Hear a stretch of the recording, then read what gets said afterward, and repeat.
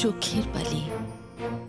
আর এই যে ম্যাডাম আর মিনসে, আমাকে বিয়ে করে এনে এখন এই ৮ কুড়ির বেটির আচরের তোরে লুকিয়ে আছো। বলি ফুল সজ্জাটা কার, আমার নাই ৮ কুড়ির বেটির? থুকুরি থুকুরি। চলো চলো আমার সাথে। এই সেরেছে, এই খান্ডারনি মেয়ে মানুষ দেখছি কেলেঙ্কারি করেই ছাড়বে। হুলু, এ কেমন বেহায় মেয়ে মানুষ রে? নিজের ফুলসজ্জার কথা নিজে ঢাক পিটিয়ে বলে স্বামীকে নিয়ে যেতে হয়েছে।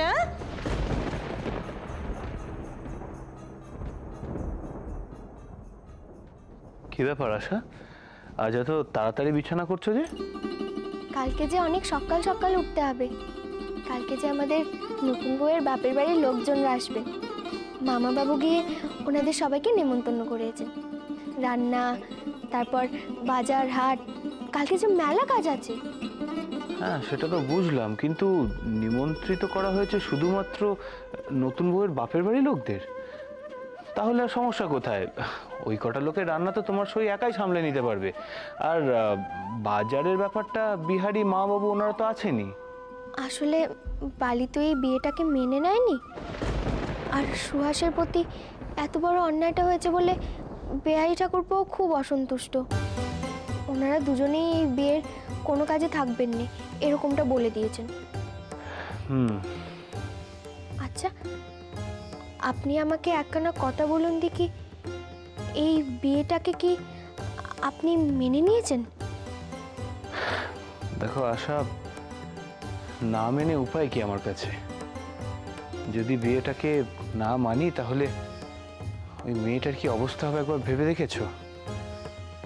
আমাদের সমাজ যে বড়ই অশিক্ষিত আশা। এই সমাজে স্বামীহীন মেয়েদের অবস্থা যে বড়ই করুণ, বড়ই দুর্বিষহ।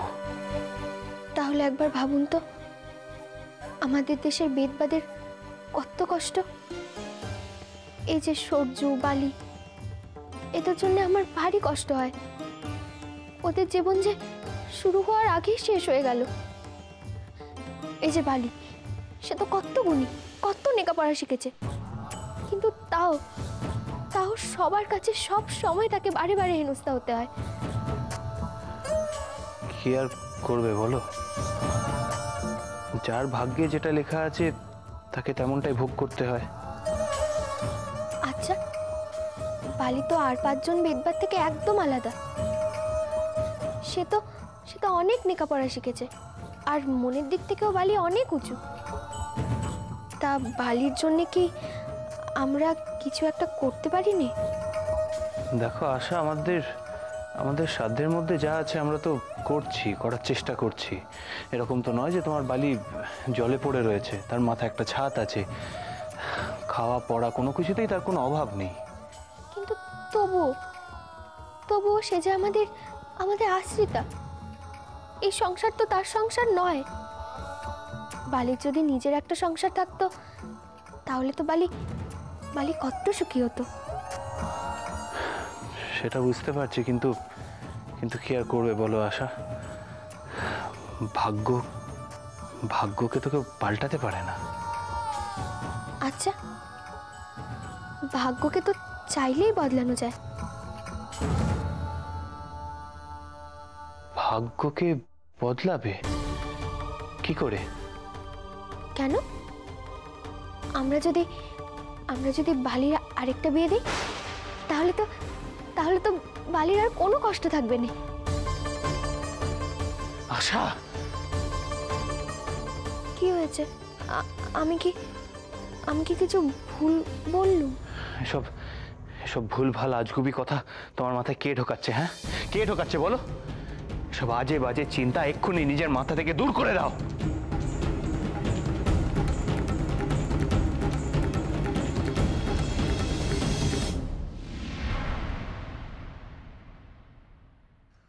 উফ বাবা, এই সিঁড়ি দিয়ে ওঠা নামা করতে করতে আমার পা দুটো বড্ড টন টন করছে।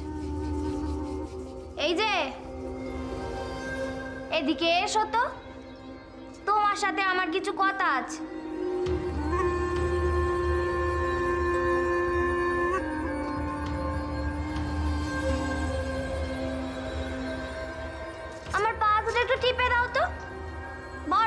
করছে। কি হলো, আমার ভূত দেখার মতো চমকে উঠলে যে? আমি তোমার পা টিপবো? তুমি আমার পা টিপবে না তো কে টিপবে? নাও আমার পা দুটো একটু ভালো করে মালিশ করে দাও দেখি। একটা কথা যেন মনে থাকে, আমার কথা যদি না শোনো তাহলে ওই বাজা মেয়ে মানুষটাকে কিন্তু আমি শান্তিতে থাকতে দেব না।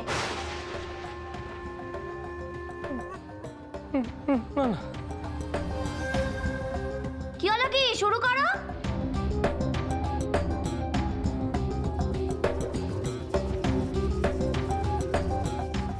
না করো।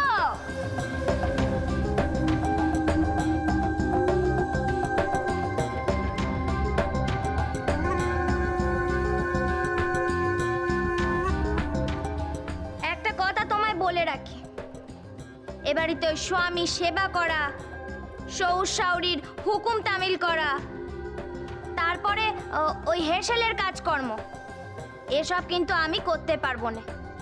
আমার কাছে এসব আশা করো না, ঠিক আছে? কাল আমার বাপের বাড়ির লোকজন আসবে, যদি তাদের সেবার কোনো ত্রুটি হয়েছে তাহলে কিন্তু আমি হুলুস্থুলু বাদিয়ে ছাড়বো।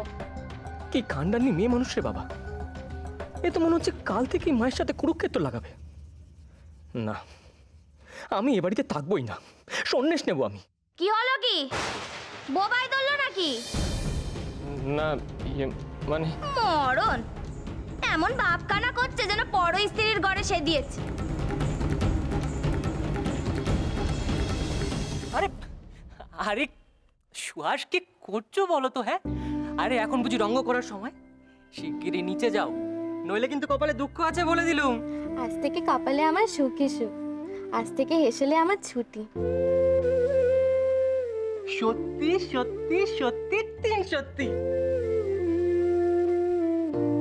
আর একটা কথা, কাল যদি ওই বাজা মেয়ে মানুষ নিজের ঘর ছেড়ে বেরিয়েছে কি তোমার আশপাশে গুড়গুড় করেছে, তাহলে কিন্তু আমি দুজনের বিষ একেবারে ঝেড়ে দেব। থামো থামো, অনেক হয়েছে। সারা রাত আমার ইঁদুরের মতো আঁচড় কাটলে আমার ব্যথা সারবে না। যাও ওই দিকে গিয়ে শুয়ে পড়ো, অনেক রাত হয়েছে, আমি এখন ঘুমাবো। আলোটা নিভিয়ে দিও।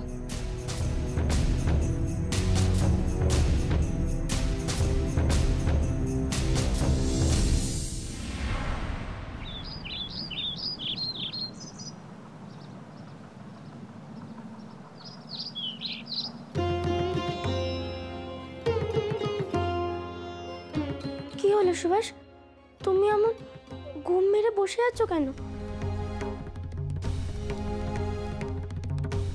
সুভাষ, আজ বাড়িতে মেলা রান্না আছে, শাশুড়িমা হুকুম করেছেন আজ বাড়িতে 5 রকমের ভাজা, শাক, শুক্তো, ছোলার ডালনা, এসব ছাড়াও 2 রকমের মাছ, মাংস, এই সব কিছু করতে হবে। শাশুড়িমা তো বারবার করে বলে দিয়েছেন সুধা দিদিকে ভালো করে বুঝিয়ে দিতে, নইলে যে সুধা দিদি আবার ফোড়নে ভুল করবে। আর তাছাড়া আস্ত বাড়িতে নতুন বাড়ির লোকজন খাবে, যদি কিছু ভুলচুক হয় তাহলে শাশুড়িমা আমাদের আর আস্ত রাখবেন না। কি হলো, কি আবাগির বেটিরা এখানে দাঁড়িয়ে দাঁড়িয়ে বুঝি গালগপ্প হচ্ছে? আমার ঘরে খাবার কে পাঠাবে? ভাই সূর্য, ওনার জল খাবার পাঠানো হয়নি? ওমা, সে কি কথা, সমু ঠাকুরপোর জল খাবার যে খেমে দিতে অনেকক্ষণ আগে দিয়েছে। আহা, উনি খেলেই বুঝি আমার পেট ভরবে, আর আমি কি চাল চিবিয়ে খাবো নাকি? আমার ঘরে কেন জল খাবার পাঠানো হয়নি শুনি? কে পাঠাবে আমার ঘরে জল খাবার? এই বাড়িতে পুরুষ মানুষদেরই খাবার শুধু ঘরে দেওয়া হয়, মেয়ে মানুষরা হেসে লেগেই খাওয়া দাওয়া করে। শুধু বড় মা পায়ে ব্যথা বলে তাই ওনার খাবারটা ওনার ঘরে দিয়ে আসা হয়। এই বাজা মেয়ে মানুষ, তুই এখানে কি করছিস রে? তোকে কে বলেছে এসব কথার উত্তর দিতে? আমার বউ ভাত, আমার স্বামী, আমার বাপের বাড়ির লোকজন খাবে, তোকে কে বলেছে নাক গলাতে? বেহায়া মেয়ে মানুষ, কোন মুখে এখানে এসছিস? হ্যাঁ, যা যা এখান থেকে, খবরদার যদি শাশুড়িমার ঘরের বাইরে পা রেখেছিস তো।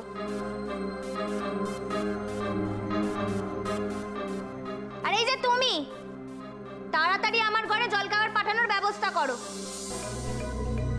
ওই ধরো খান আষ্টেক লুচি, তার সঙ্গে ঝাল ঝাল আলুর চচ্চড়ি আর গোটা কয়েক মিষ্টি পাঠিয়ে দিও। বাবা বাবা বাবা, চমৎকার চমৎকার। তাই ভগবতীর ভোগ কার ভোগে লাগবে শুনি? কেন মা, তুমি বুঝি কানে কালা? এমন মধুর স্বরে পাড়া জানিয়ে যে কথাগুলো কইলাম শুনতে পেলে না বুঝি? না বাচ্চা, কালা আমি নইকো, কানে আমি খুব ভালোই শুনতে পাই, তোমার থেকে খানিকটা বেশি ভালো শুনতে পাই। কিন্তু কি বলো দেখি বাচ্চা, এ বাড়িতে না ওই নামে নামে ঝি চাকর নেই আমাদের। হ্যাঁ, তাই তোমাকে যে খাবার কেউ দিয়ে আসবে এটি হবে না।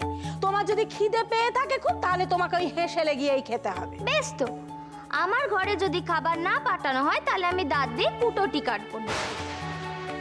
একটু পরে যখন আমার বাপের বাড়ির লোকজন আসবে তখন আমি চিরকুটিকে পড়ে থাকবো আর সবাইকে বলবো তোমরা আমার সাথে কি কি করেছো। দেখি তখন নিজেকে কি করে বাঁচাও। উমা, এ কি সর্বনাশী মেয়ে গো!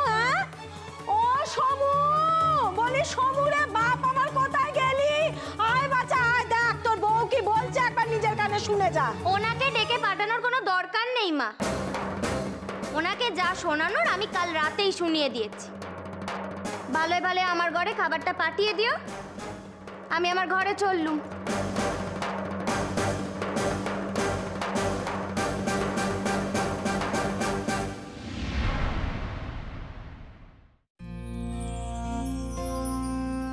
কি হলো না?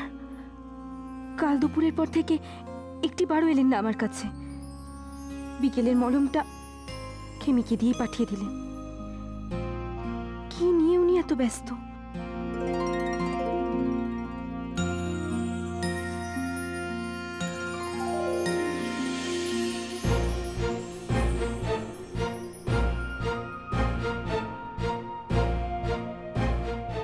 কিসের এত দ্বিধা ওনার মনে? মহেন্দ্রবাবু ওনার মেলামেশাটা পছন্দ করছেন না বলেছিলেন, তাহলে কি সেই জন্যই? কিন্তু বিহারী বাবু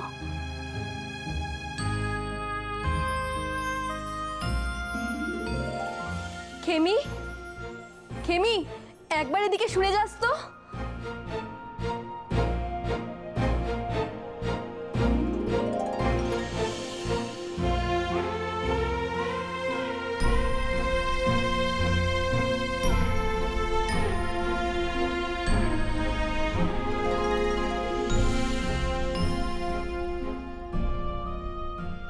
শ্রদ্ধেয় বিহারী বাবু,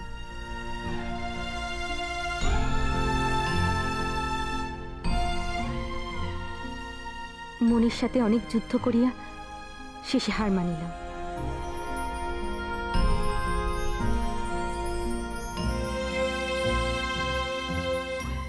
এই পত্র না লিখিয়া আমার কোনো উপায় অন্তর ছিল না।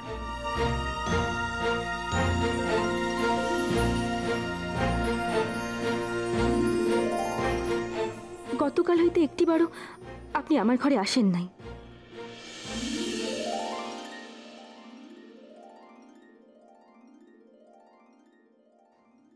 এই বিরহের জ্বালায় যে পড়িয়াছে সেই শুধু এর যন্ত্রণা উপলব্ধি করিতে পারে।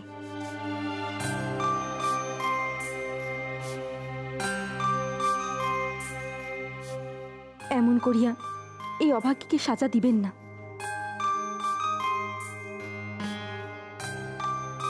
দিনান্তে একটিবার আপনার সহিত কথা বলিবার জন্য আমি উন্মুখ হইয়া থাকি।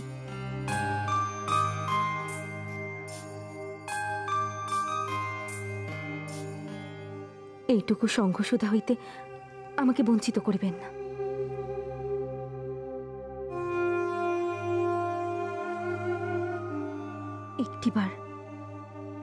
একটিবারের জন্য কি আমার নিকট আসিবেন না?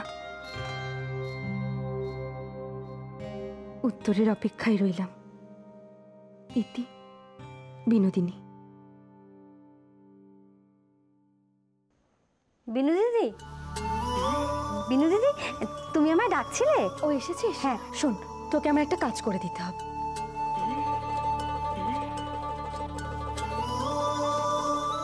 এই চিঠিখানা তোকে বিহারীবাবুকে গিয়ে দিয়ে আসতে হবে। কিন্তু খবরদার কেউ যেন এই চিঠি পড়ে না ফেলে।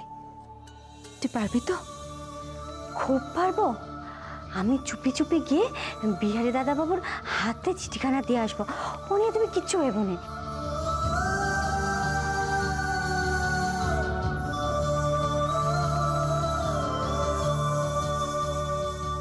এই নে ওটা একটা টাকা। আমি আমি এক্ষুনি যাচ্ছি দিদি, এক্ষুনি যাচ্ছি।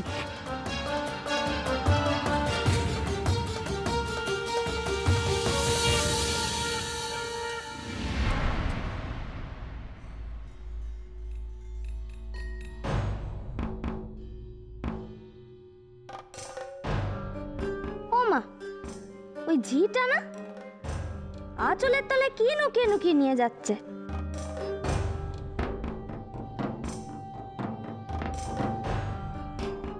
আয় উচকাপালি,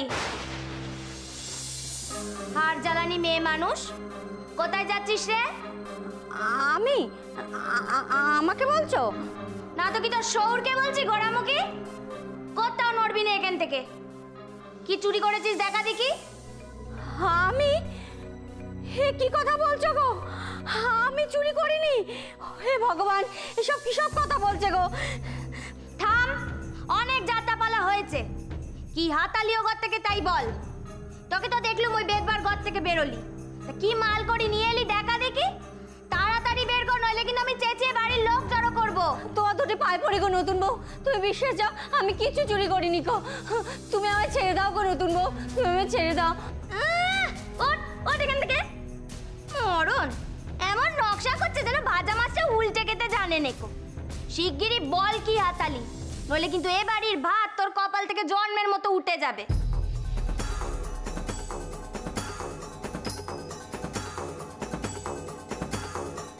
আমি বললাম না আমি কিছু চুরি করিনি গো। এই দেখো।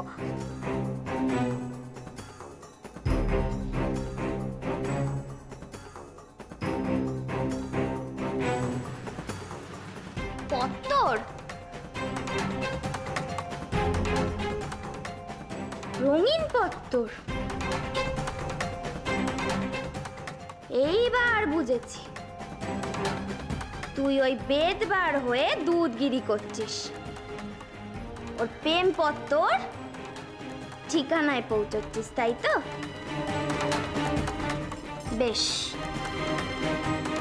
এই পত্তর আমি আগে আমার আঁচলে বাঁধি, তারপর ঠিক সময় হাটে হাড়ি ভাঙব।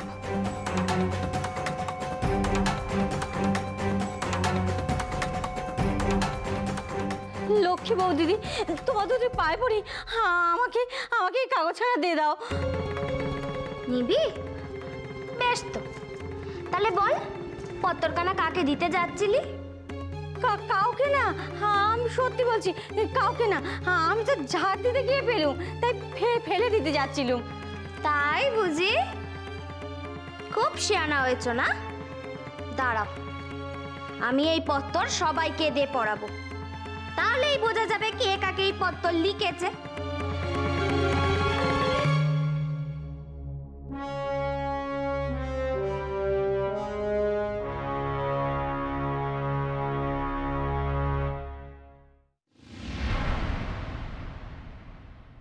কাল সকালের পর বিনোদিনীর একবারও খোঁজ করা হয়নি। পাটা কেমন আছে কে জানে। একবার যাওয়া উচিত ছিল, এখন একবার গেলে হয়।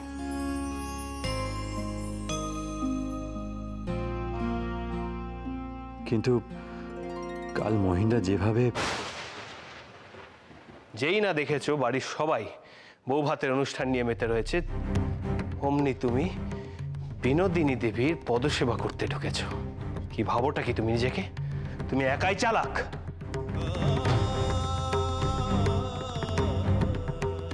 কিন্তু আমি এটা নিয়ে এত ভাবছি কেন? মহিন্দা বলল বলে কি মেনে নিতে হবে?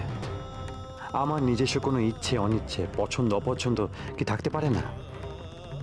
বিনোদিনী একজন গুণী মহিলা, তার যদি আমার সাথে দুটো কথা বলে সময় কাটে, তাতে মহিন্দার এত গাত্রদাহ কিসের?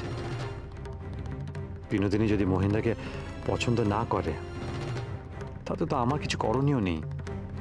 আর আমি এর সুযোগও নিচ্ছি না। তাহলে আমি মহিন্দা বাধা মানব কেন? আমিও তো একটা রক্ত মাংসের মানুষ। না, আর মহিন্দার মেজাজ মজিতে আমি চলবো না, সাই দেব না। যা হবে হোক, আমি বিনোদিনী ঘরে অবশ্যই যাব, এক্ষুনি যাব। বিহারী দাদাবাবু, বিহারী দাদাবাবু, সর্বনাশ হয়ে গেছে গো। সর্বনাশ? কি হয়েছে কি? বিনোদিনী, বিনোদিনী তোমাকে একখানা পত্র দিয়েছিল। পত্তর? আমাকে? কিন্তু কোথায় সে পত্তর? সে কথাই তো বলছি। ওই নতুন বউ, মানে সমু দাদা যাকে বে করে নিয়ে এসেছে, ওই নতুন বউ আমার থেকে পত্রখানা কেড়ে নিয়ে চলে গেল।